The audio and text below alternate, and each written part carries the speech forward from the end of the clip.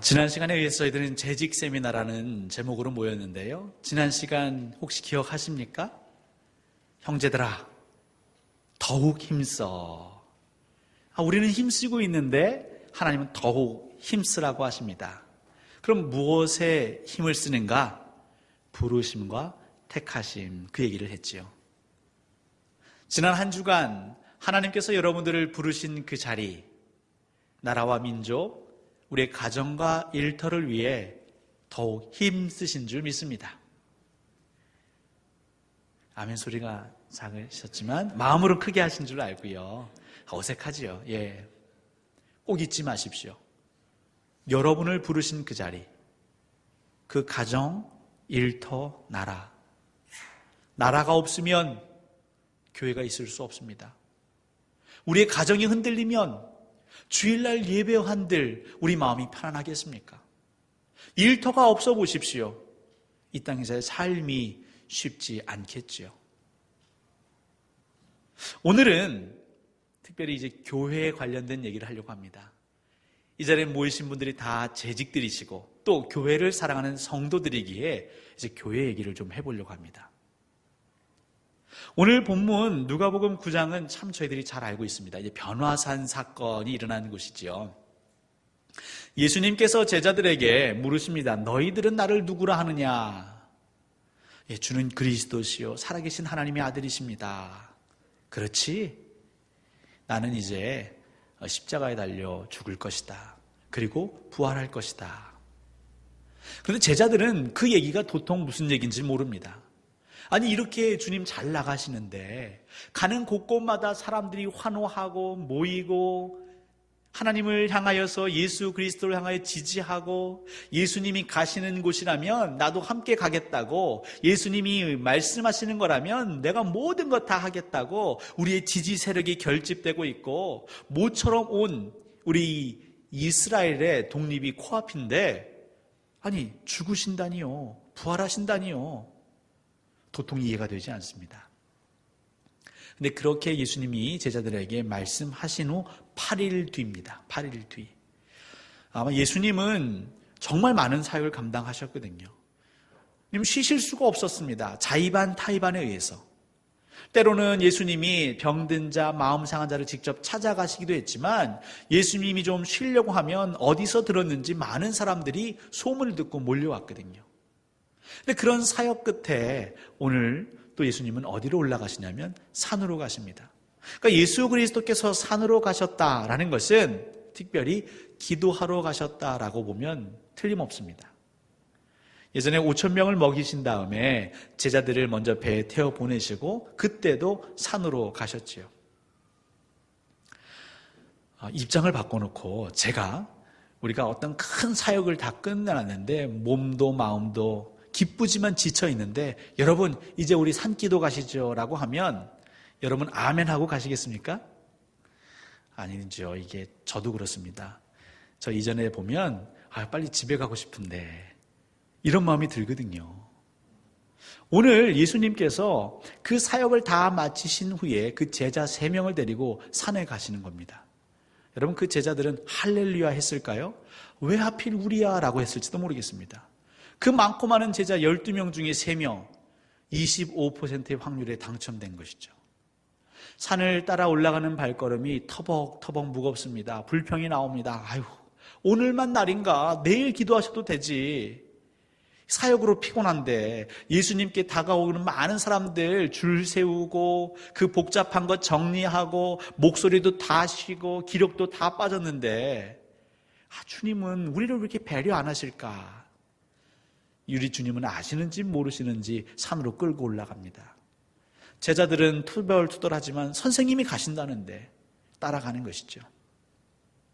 그리고 주님이 자 이제 우리 기도하자라고 하는데 제자들은 아니나 다를까 잠을 잡니다.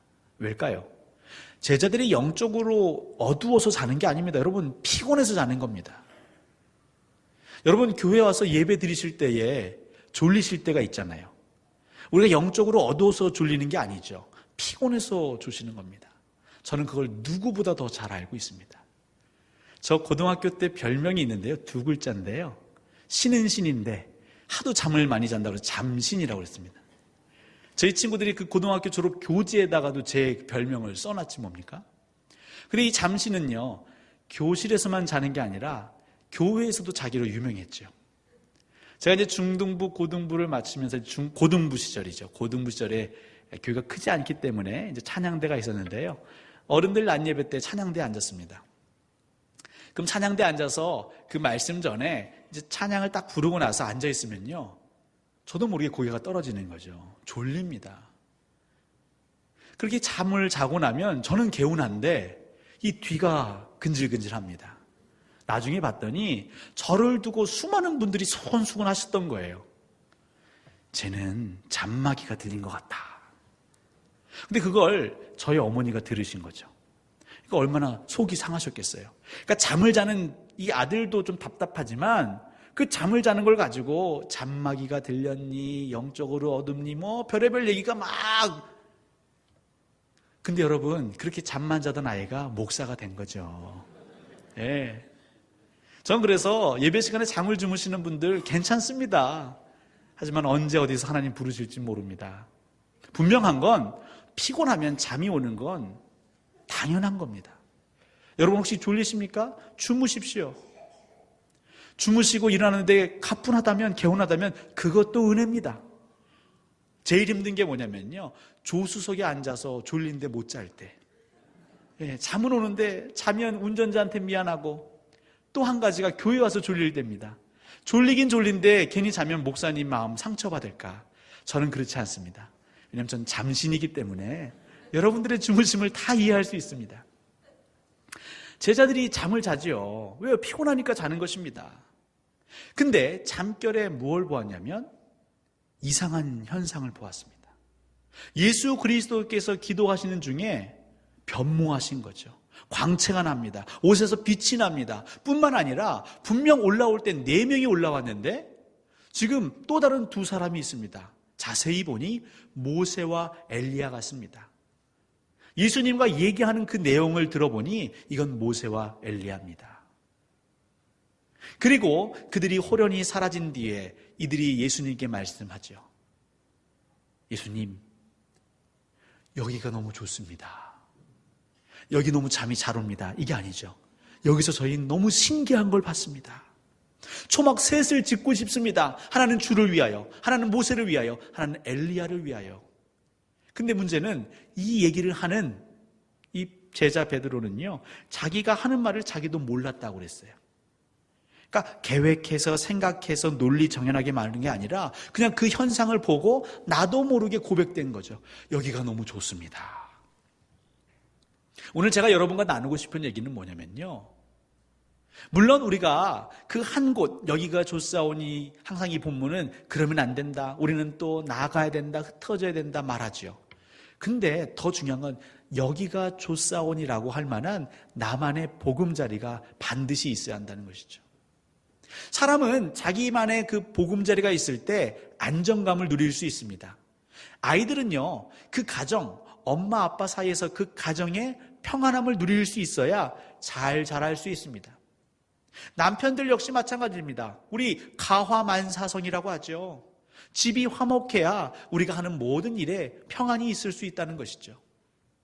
우리 그리스도인들에게 있어서 여기가 좋사오니 바로 그런 자리가 있어야 된다는 이 말입니다. 물론 크게는 교회 맞습니다. 교회가 좋아야지요. 가고 싶어야죠. 저희 광주동산교회 앞에 제가 주보에다가 이제 별명 비슷하게 달아놨지 않습니까? 가고 싶은 교회. 처음 들으신 분이 계시겠지만 제가 이전에 교회를 만약에 개척한다면 그 교회 이름은 이렇게 했으면 좋겠다 싶은 게 가고 싶은 교회. 특별히 누가요? 교역자들이 가고 싶은 교회, 사역자들이 가고 싶은 교회, 지긋지긋한 교회가 아니라, 일만 시키는 한 교회가 아니라 정말 우리의 마음이 끌리는 교회. 왜요? 여기가 좋사오니.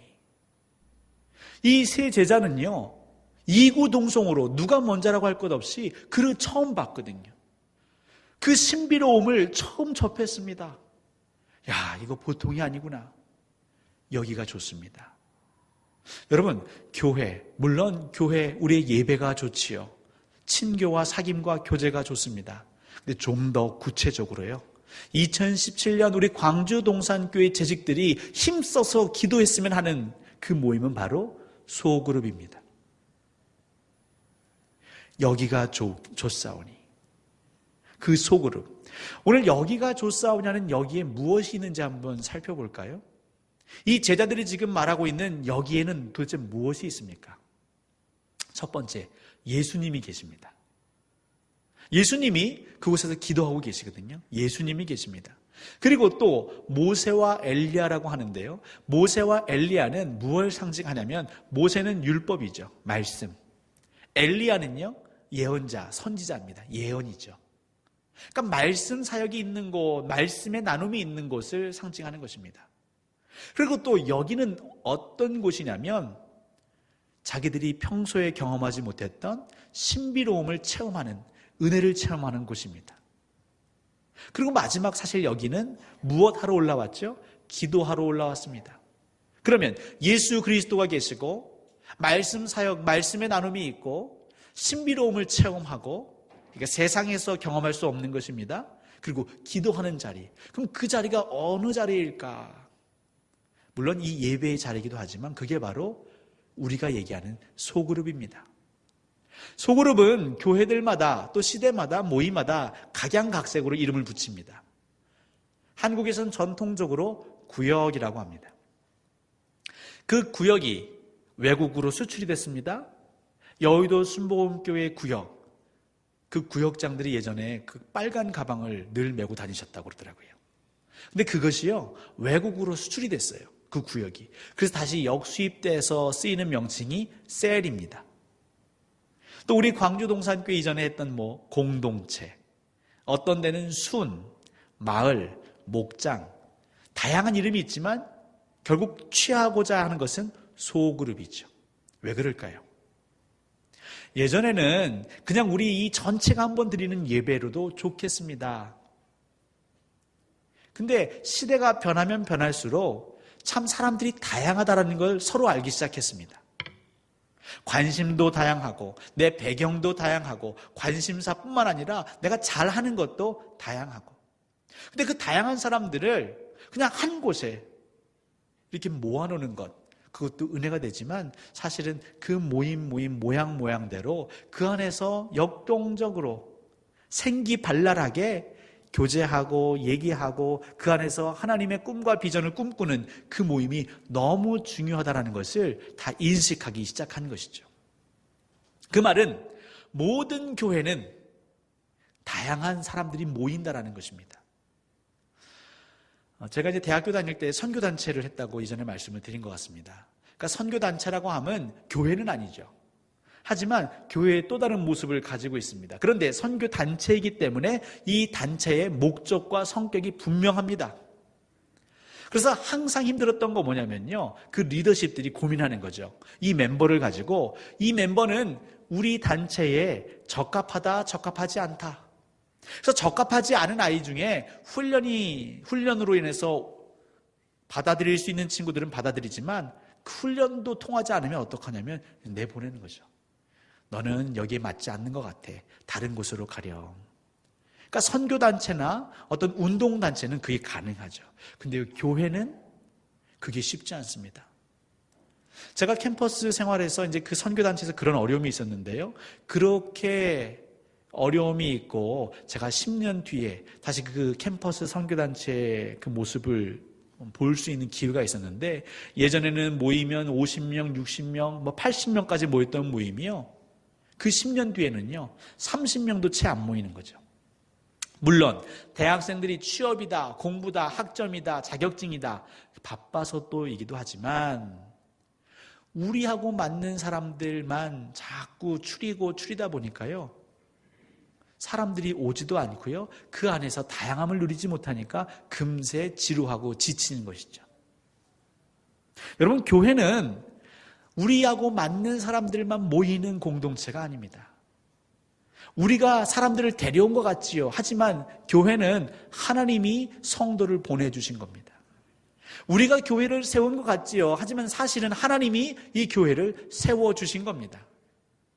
그렇기 때문에 우리가 해야 되는 바른 태도는 무엇이냐면 하나님이 세워주시고 하나님이 보내주신 성도들과 함께 어떻게 하면 덕을 세우며 화목할 수 있을까, 그걸 생각해야 되는 게 재직들의 자세인 것입니다. 그렇기 때문에 현명한 건 무엇이냐면 비슷한 사람들끼리, 모일 수 있는 사람들끼리 그 안에서 교제하도록 허락하는 것이죠. 그게 소그룹입니다. 근데 이전엔 그 구역으로 했던 교회들은 어떻게 했냐면 그걸 마치 행정 조직으로 나눠버리죠. 그 사람의 성향이나 관심사, 관심 없고요. 그냥 지역별로 어떤 원칙을 딱 세네 개 정해서 그냥 정해버립니다. 그러니까 어떤 데는 잘 모이지만 또 어떤 데는 잘 모이지도 않고, 그러면서 점점 사람들이 말하기를 이제는 서로 맞벌이해서 옛날 구역 되지 않습니다.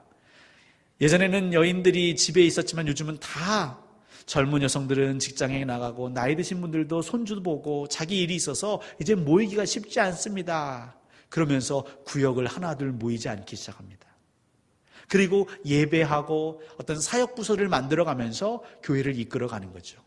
그러니까 예배도 드리고 사역도 하는데 문제는 여기가 좋사오니 할 만한 내 마음을 위로하고 내 생각과 고민을 나눌 수 있는 그런 자리가 점점 줄어들어가는 것이죠. 2017년 저희 광주 동산교회가 힘쓰려고 하는 것은 어떻게 하면 여기가 좋사오니, 예수 그리스도 안에서 세상에서는 누리지 못했던 그런 신비함과 그 달콤함을 나눌 수 있는 그 공동체, 이 공동체를 만들 수 있을까? 이걸 고민하는 회의입니다. 이걸 준비하는 회의입니다. 그리고 우리 재직들은 여기에 마음을 다하여 기도해 주시기를 부탁드립니다. 이 소그룹이라는 공동체가 얼마나 소중한가. 어떤 분들은요, 예배도 아니면 어떤 사역보다도 내가 몸담고 있는 그 소그룹에서 위로받아서 버틸 수 있다고 말합니다. 소그룹의 힘은 무궁무진합니다. 보통 셀 사역을 할 때 얘기를 많이 들으셨겠죠. 셀은 세포죠, 세포.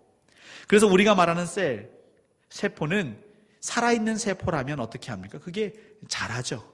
그리고 나중에 분열하지요. 소그룹 사역은 무엇이냐면 생명을 귀히 여기는 마음, 거기에 모인 사람들을 보듬고 그들의 마음을 공감해주고 그들이 털어놓을 수 있고, 다른 사람들은 몰라도 그곳에서 그 사람들의 마음을 헤아려질 수 있는 그 모임. 근데 그 모임이 있으면요, 다른 건 몰라도 저기는 가고 싶다, 여기는 좋사오니.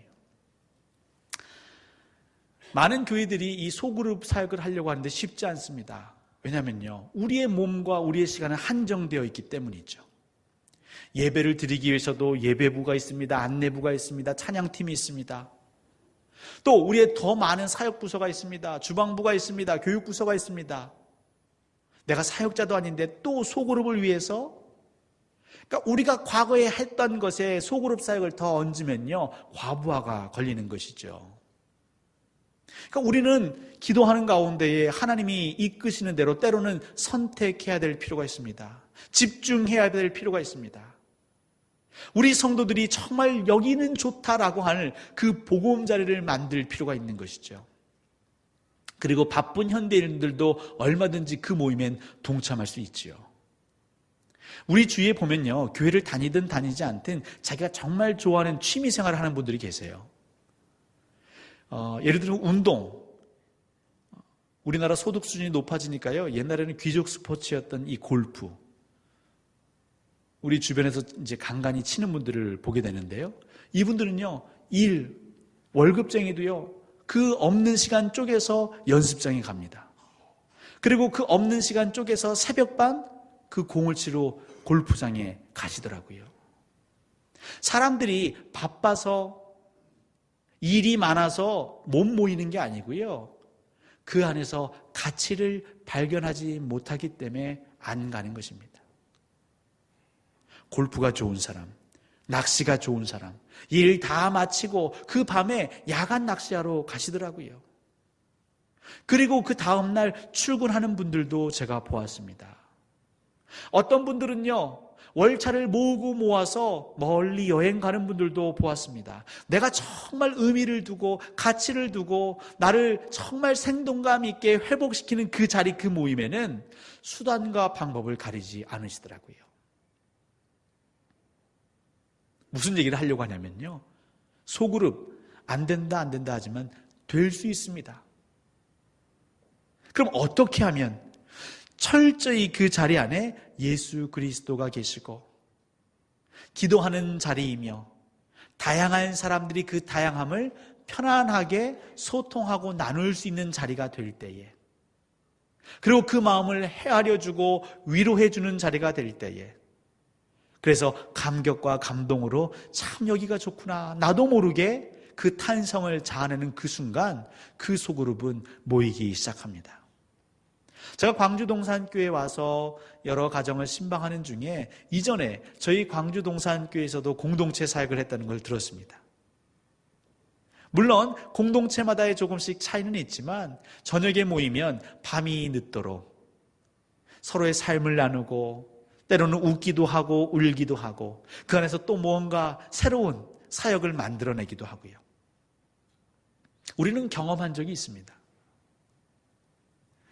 그때에 그 몸도 마음도 분주한 가운데서도 그 밤늦게 모였던 그 열정, 그게 어디서 났을까요? 그 바로 그곳에서 여기가 좋사오니를 경험했기 때문인 것이죠. 근데 그 사람이 만들어내려고 하는데요, 잘 안 되더라고요. 철저히 하나님의 은혜가 필요한 것입니다. 여러분 기도해 주십시오. 2017년 광주 동산교회는 이 소그룹 사역을 위해 우리의 기도를 집중할 때입니다. 우리가 함께 모여서 다 함께 예배하지만 여기에 모인 다양한 성도들이 자기의 관심사별로 그곳에서 그 체화된 육화된 육신이 된 말씀을 가지고 내 삶에서의 말씀을 가지고 교제하는 그 자리, 그 자리를 하나하나 세워가기를 소원합니다. 사실 이 사역을 위해서 필요한 게 우리의 기도이고 또 리더이지요. 그래서 2017년 리더를 우리는 세우려고 합니다. 리더는 그냥 세울 수 없죠. 우리 모든 공동체가 기도하는 가운데에 자원하는 사람이 혹은 훈련된 자들이 다듬어져야 할 것입니다. 우리가 추구하는 소그룹은 무엇인가? 그 소그룹을 통하여 무엇을 바라는가? 또한 하나님의 교회와 우리 소그룹은 어떠한 관계가 있는가? 그래서 그 소그룹에 온 사람들이 그 안에서 녹아들고 지내다 보면 비록 졸다가도 여기가 좋사오니 고백하게 되는 그 소그룹.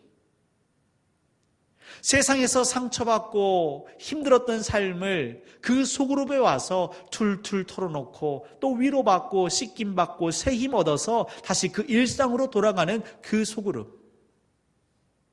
그 이름을 우리가 구역으로 할지 셀로 할지 순으로 할지 마을로 할지 이건 저도 기도하며 저희 장로님들과 당회원들과 논의하려고 합니다. 하지만 분명한 건 우리가 주 예수 그리스도 이름으로 다양한 사람들이 모일 수 있는 그 소그룹 사역.